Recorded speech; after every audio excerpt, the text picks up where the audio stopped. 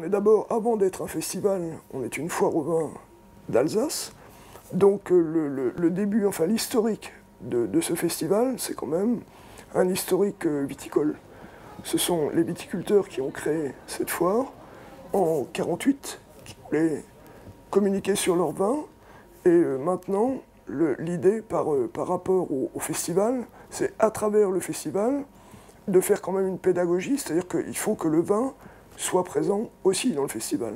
Donc c'est sûr qu'on peut difficilement en mettre sur la scène.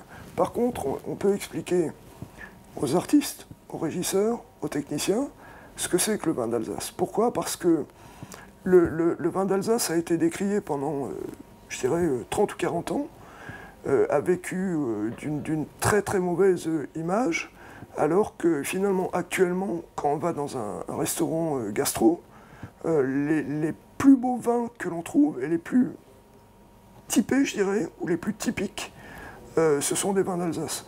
On prend par exemple des rouges de Mann, qui sont des rouges qui ont une fabrication, je dirais, plutôt vinifiée comme des Bourgognes, et ils n'ont rien à envier à d'excellents Bourgognes, même à l'aveugle. Je suis sûr que des connaisseurs se tromperaient entre ce vin rouge d'Alsace et un très très bon Bourgogne, mais on taperait plutôt dans des Bourgognes grands crus.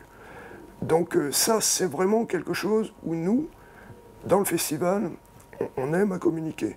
Et ici, dans ce bureau, on a un petit peu la représentation. Alors au départ, c'est vrai qu'on parlait des bouteilles qui sont un petit peu siglées à l'effigie des artistes.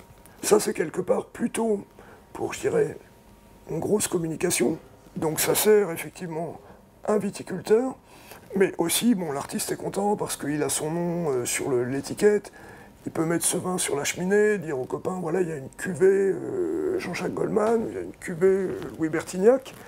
Ça, c'est un petit peu pour l'image, je dirais, pour le folklore.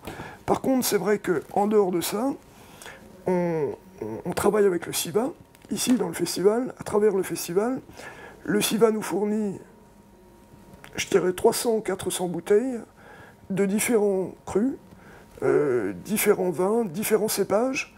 Et c'est là où on peut faire connaître des viticulteurs, des cépages, expliquer aux gens pourquoi il y a une différence entre une vendange tardive, un grain noble, expliquer pourquoi, ce que c'est, expliquer aussi pourquoi il y a des spécificités, même par rapport à un Riesling, qui peut être très très sec, comme normalement un vrai Riesling, mais il peut aussi avoir des arômes un petit peu pétrolés, un petit peu alisés, un petit peu plutôt sur le citron, etc. Donc ça, c'est vraiment des choses que nous, on essaye de l'apprendre, parce qu'on n'est pas dans le domaine viticole, on essaye de l'apprendre de nos viticulteurs, et puis transmettre aux artistes.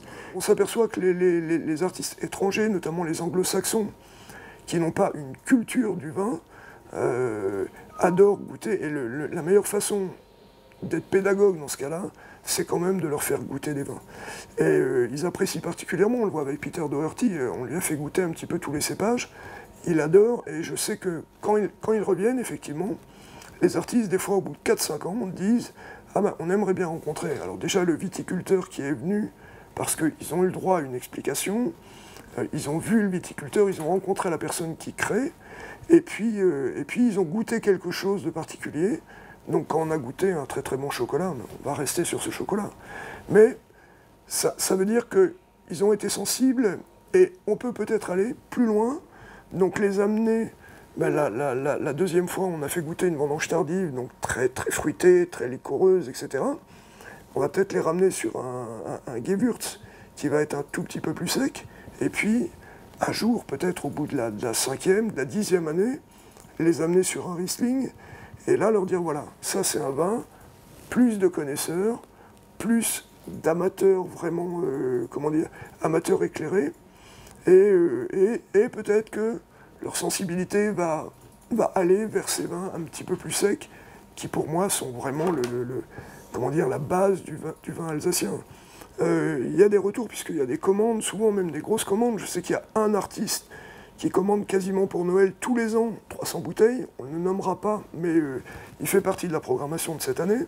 C'est un artiste français qui adore le vin, Et tous les ans, il commande à peu près entre 200 et 300 bouteilles pour ses copains au moment de Noël. Donc ça veut dire que le côté pédagogie a fait son effet, parce qu'il pourrait très bien commander du champagne. Non, il commande du vin blanc, et un vin blanc particulier, donc il n'en commande pas 10, il ne commande pas plusieurs cépages, mais un certain vin vraiment très typique.